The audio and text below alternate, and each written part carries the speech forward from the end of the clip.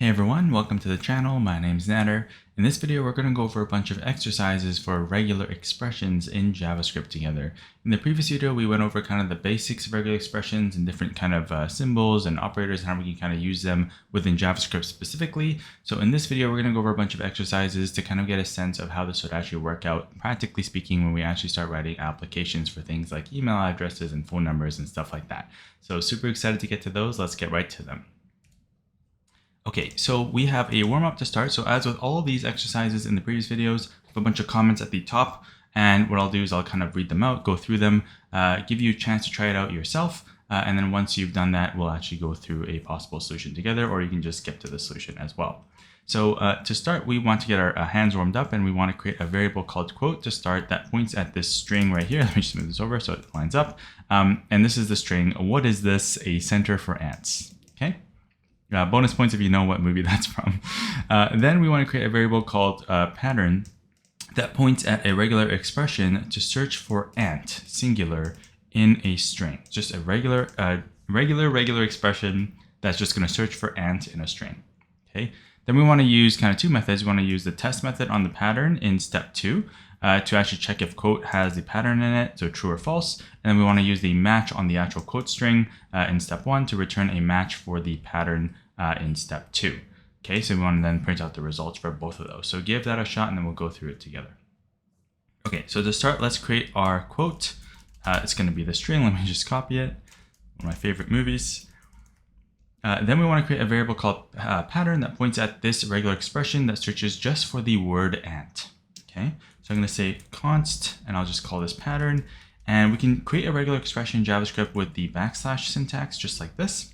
And inside of here, we search for the pattern that we want to actually look for. So in this case, ant, just all in a row, the word ant.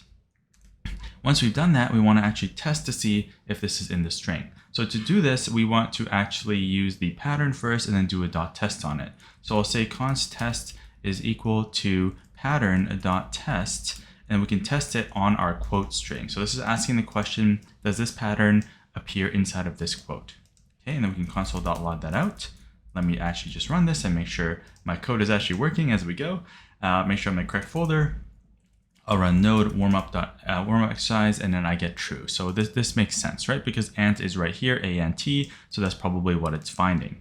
Then we want to look for a match using the match method, but on a string. So then I can say const maybe match, and this is going to take our quote string. We can call .match on it, and we can pass it the pattern that we want to match with. And then we can do a console log to make sure that we actually got a match out, or null if it wasn't a match. So if I just clear my console here and I run this, we'll see that we get true again, and we get ants at index 27 and inside of this input string, which is pretty awesome. Perfect. I hope that wasn't too bad for you. Let me know in the comments if there was anything weird as you did this. Let's go to exercise 1. Okay, so for this one, let's start working with emails so we can get a bit more practice with how this would actually work with like in a real application, for example. So we want to start creating a variable called email that points at monkey@trees.com. Okay, so this string. Then we want to create a variable called email pattern that's also a regular expression just like before. And this is going to look for a string that ends with .com. Okay. Then we want to test email against our email pattern to see if it exists, or true or false. So the .test, and then we want to use the same thing, .match, and see if we actually find a match. And we want to print out these results. Now, a bonus question here for you to think about is, once you have all this working, is there an issue, and what might the issues be with this approach? So give that a shot, and then we'll go through it together. Okay, so to start, let's create our email. So this is going to be monkey@trees.com. If this is your email, I'm sorry, people are going to spam you, but I think this is a pretty awesome email. I wish I had this email, but I do not, unfortunately. And then we can create our email pattern. So we'll say const email pattern, and we want to search for something that ends with .com. Okay, so how do we do this? So we looked in the previous video that there is a whole bunch of operators we can use. Let me just kind of pull that up again.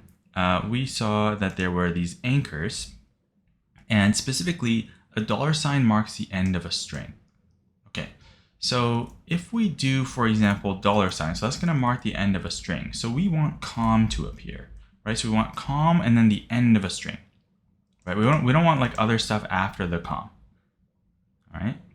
But then we need the dot, right? So if I just do a dot, let's see what happens. So I'm going to do a test first. So I'll say const test is equal to, and we're going to take our email pattern and we're going to test it on our email. Dot test on our email. Let's log this out. Okay. We got my terminal again. I'll clear it out. I'll run my exercise 1. And we get true. Okay, great. So it seems to work, right? Fantastic. We have our .com matching for our email. Let's test this. If I change this to maybe a .org, is this going to be false? And it seems to be working. Okay, great. So that's cool. I'll change it back to .com for now. Let's do our match. So we'll do const match. And this is going to take our, I always get mixed up with which one we do first. So we do email.match, and then we take our email pattern. So we're matching the email with our email pattern, and then we can console log out to see if we find a match. And then this is going to give us back that kind of array with an object in it that describes kind of all this properties of this match. Otherwise, we'll get null if it's not found at all. So we'll do match, and then let's run this again and see what we get. Okay, so we get .com at index 12, so 1, 2, 3, so that seems about kind of right. But the tricky thing here is, check this out. So if I remove the dot, okay, let's see what actually happens. So I'm just going to do monkey at trees.com. Okay, I'm gonna clear my console, I'll rerun this again, and we get something strange, right? We get true, there's a match, and scom as the match. Okay, so I'd like you to think about why this might be. I'll give you a hint. This has to do with a special operator that we have inside of this actually regular expression. Okay, so let's take a look. So if we kind of come back to this token, I should have said token as well in the expression, a dot actually matches any character. Okay, a dot just means match any character. So in this case, we're saying any character and then com at the end of a string. So in this case, it actually is, right? It's any character, so an s is any character, and then com. So this is actually matching correctly, right? I could have another at in here, and that's also a character, and that would match too, right? If I want to match literally the period, I have to escape it with a backslash, like this, right? So now this is saying match literally the period character, not any character, and then the com. So if I run this, we get false for this at example, and if I go back to dot, what we'll see is we actually will get true, and we get correctly the .com pulled out. Okay, so this is just one example of how these can get very, very, very tricky, and you have to be very careful with how you actually use these regular expressions, because imagine if you're trying to validate an email, for example, and it didn't have a dot something in there, that might cause an error in your application. Okay, let's go to exercise 2. So for this one, I wanted to kind of build on that idea of the email, right? So we're going to actually use the exact same variable email, monkey@trees.com, but we're going to add to it in step 2. So we want to create a new email pattern that's going to be a regular expression. So we want to search for something that ends with .com, right? But also we want to have something that has a certain number of letters before the @ symbol, and then a certain number of letters after the @ symbol. So any number of letters before and after, and then it ends with a .com. So we can have stuff here, and then an @ and then stuff here, and then a .com. Okay, so this is definitely a bit more close to how an email would work. And then do the same things, test it using the .test and test it using the .match, and actually print them out. And once you've done that, I want you to also think, is there an issue now with this upgraded version? And what can you probably think of emails or strings that might actually cause an issue here? All right, let's go through it together. So we're going to create our email again, and this is going to be our monkeys@trees.com. And here we're going to create our email pattern. So we're probably going to have to fix this as we go, but let's see if we can get it on the first try. This is pretty tricky. So let's start with the ends with .com. So we know how to do that, right? We can do ends with .com, and then we know now that we have to escape the dot. Okay, so that's perfect. Now we want to also check for any number of characters followed by an @ followed by any number of characters. Okay, so if we do something like this where we just do an @, let's see what actually ends up happening. So I'll do a const test is equal to email pattern dot test, and we're going to test it against our email console log our test. And I'll do the same for our match just to see what we actually get. I'll say const match equals to email.match, and we're going to match it against our email pattern. And in this case, we'll console log our match out as well. All right, so then we can start fiddling with this and see kind of what we get for our different tests. Now, there's a better way to do this. As I've mentioned in the previous video, there's a website that we can go to, or a series of tools and websites we can use if you Google for regular expressions. I think regex 101 is a good example that we saw in the previous video that I like to use a lot to actually test these in a nice kind of environment that's not this JavaScript testing back and forth. So if I do node exercise2.js, okay, so we get false. So we're not matching on @ and then .com. So the reason for this is because we are asking for something that's @ followed by a .com right away. So if I got rid of my trees here, right, monkey @.com, now this would match, right? So that's what it's searching for. So we don't want that, right? We want to be able to match kind of anything that comes after an @ potentially, and then a .com.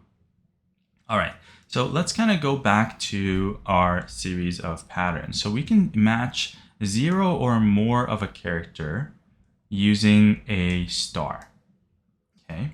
And we also saw that we can match any word with a W. And we saw this also includes things like numbers, right? So that's the definition of a word in regex and some other things. So let's see if we can do this. So we're going to say \W and then star.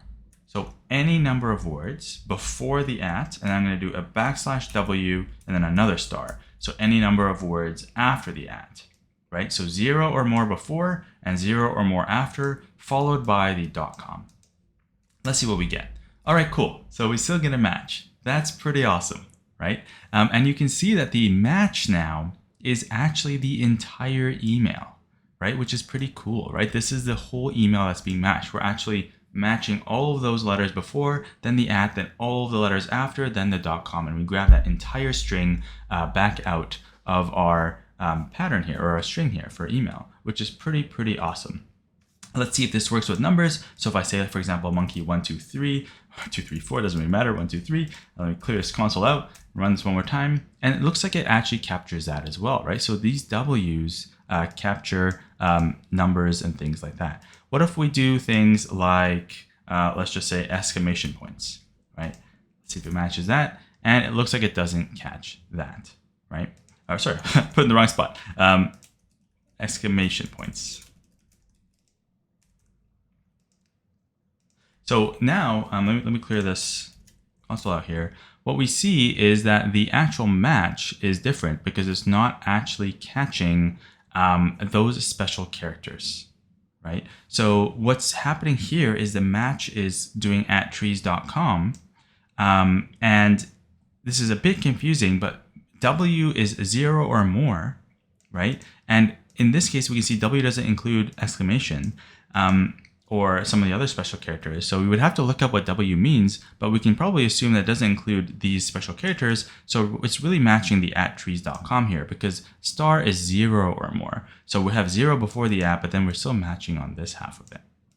Okay, so you can even see it definitely quite confusing, a lot happening, but pretty cool stuff once you actually build this out. So to answer the bonus question for this, what is the issue with this pattern, right? Even our basic pattern right here, there's quite a lot wrong with it. You can probably imagine that there's a lot of things that we could do in here that would probably break this, right? I'd like you to think of some examples that would break this pattern, and I would highly encourage you not to use this email pattern to actually do real validation. There's much more robust ones that you can find online that actually help a lot with this. There are many other ways to actually validate email as well. Regex is a bit dangerous to actually do this because sometimes things might slip in there that you might not be able to account for or test for very easily, and you might be matching something incorrectly that might crash your application, as I mentioned before. So I'd like you to think of maybe what are some things that might actually break this. This is definitely not a good email pattern, just to be super clear. There's many things that could actually break this pattern. Okay, so let's go to exercise 3. So this one's pretty fun. We got a same idea here, except we're going to work with phone numbers. So here we want to create a variable called phone number that points at this string. Okay, so we have to use a string, right? Because regex only works with strings, even though there's numbers inside the string. Okay, we want to create the same thing, a phone pattern regex that's going to match on a phone number with the format here, right? So it's going to have 3 numbers, a dash, then 3 numbers, then a dash, then 4 numbers. Okay, now I know that there's many other types of phone numbers, but again, that's a hinting at the bonus here. Then we want to test this again with our test, make sure it returns true or false if our regex is correct, and then test it with a .match and make sure that we actually get the correct match, which should be the entire phone number, in this case, pulled out of this string. Okay, so let's, I'll give you a chance actually to try that out and see if you can find the issue with this pattern, right? Think about phone numbers that you've seen around, and kind of different formats they might be in, and potential issues with the one that we are building right now, and how maybe you could start to work to solve them. Okay, let's go through this. So phone number, this is going to be this string right here. Then what we want to do is create our regex pattern. So I'm going to say phone pattern, and in here we want to do our regex. Okay, so we want 3 numbers followed by a dash. Okay. So we saw here in this slide that you can match any digit character with a D. So we're going to do this the most basic way. There is better ways to do this using like quantifiers and things like that, but we're going to keep it super basic so it's super clear what's happening. So we're going to do 1 digit, 2 digit, 3 digits. Okay. Then we're going to look for the dash. Then we're going to do 1 digit, 2 digit, 3 digit. Then we're going to do another dash. Then we're going to do 1, 2, 3, 4. All right. So we're asking 3 digits dash 3 digits dash 4 digits. Okay. Let's see what happens here. So I'm going to do my test, and this is going to take our phone pattern, and we're going to do a .test on it with our phone number. Console.log that out. So we're hoping to see true here. Then same thing for the match. We want to take our phone number and match on it using our phone pattern, and hopefully this will actually pull out the phone number. And if we were to add to this sentence, it would actually pull out the whole phone number from the correct index, hopefully. So let's log out that match and see what we get.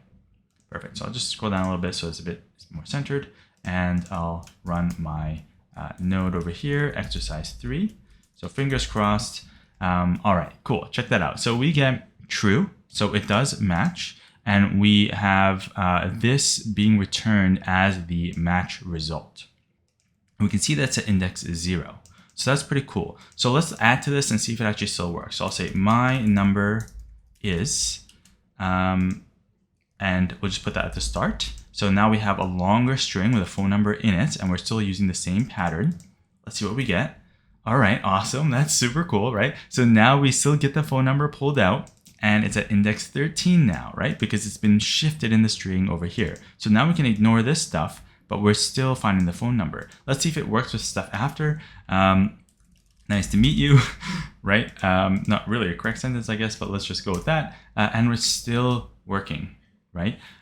We have true being matched, and we're still only pulling out that spot at index 13, and we're gonna yank out this match from this very long string. And we could do things like use a global identifiers and pull out all the phone numbers in a string, and all that kind of fun, fancy stuff. But hopefully this gives you a kind of good inkling as to how this might actually work and become quite useful once you can do basic expressions like this. Now, to answer the bonus, right, hopefully you kind of saw some potential issues, right? Sometimes people do like a +1, for example, right? And then a dash. So let's see what happens if we did this. If we did this, we're not going to pull out the +1, right? So the country code, for example, or I guess, I don't know, is this the country code or is this the country code? I'm not actually sure. Let's just pretend that this is a phone number that we see, right? Sometimes there's no dash. Sometimes it's just a space, right? And sometimes in here, maybe it's a dot. Some people like using dots like this, right? I think that they want to look kind of cool. And now if we do it, we have no match, which is obviously not what we want, right? Or sometimes we have spaces, right? This would also not match because we're looking for dashes, right? I hope you can kind of see the complexity here and just the sheer amount of options included when you're searching for kind of this messy kind of data when it comes to things like phone numbers and emails. Now, phone numbers aren't too bad. You can probably think about how you can create a series of expressions that would capture most phone numbers, unless people have typos or they really use some really funky syntax for their phone number. But emails, for example, are an example of something that is just really, really quite complex. If you actually look at the standard for what emails technically are allowed to be, there are some things in there that are just mind-blowing, and you're just like, oh my gosh, I didn't even know an email could do that, but technically it's a valid email and you have to account for it. Okay, so we have to be really, really careful when we're searching, when we're creating regular expressions, to make sure that we're not accidentally capturing things that are kind of like a false positive, but we also don't want to create something that's going to make it really frustrating and make it so we kind of don't get all the stuff from the user just because our expression is maybe not expressive enough, right? No pun intended. So hopefully you found these series of exercises valuable and kind of got your wheels spinning in your head as to how you might actually start using these regular expressions in real life. Definitely a useful thing to know, and we'll see it come up in our projects. If you did enjoy these exercises, I'd love it if you could like the video and subscribe to the channel. I'd love to hear in the comments what expressions you came up with. I'm sure you come up with much neater expressions or kind of more varied expressions that can capture more things than what I came up with, and I'd love to see them. We can probably learn a lot, definitely as a group, by looking through the different possible solutions for even something as simple as a phone number. So definitely post that in the comments if you get a chance. What we're going to do in the next video is we're going to go over a totally new concept called ES modules, short for ECMAScript modules. This is a new addition to the language that's going to allow us to actually be able to easily work with multiple files for the first time. Up until now, everything we've been doing has been with one file, but now as our programs get bigger and more complex, it'd be really nice to be able to split some of our logic into other files and kind of pull them in when we need them. And that's exactly what we're going to explore when we look at ES modules together. Can't wait to get to that. I'll see you in that video.